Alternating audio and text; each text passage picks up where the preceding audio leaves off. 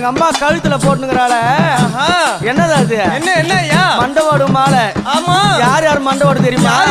பாவம் செய்தவன் அநியாயம் செய்தவன் அக்கிரமம் செய்தவன் ஒருத்தர் அழிக்கணும்னு நினைச்சவன் போராப்பனை புடிச்சவன் அவங்களெல்லாம் சிரமரத்து மாலை இட்டாளாம் அந்த மலையனூரா புங்க வளர்த்தா பொங்கு அடைச்ச அங்காளம்மா மையன காளி எங்க அம்மா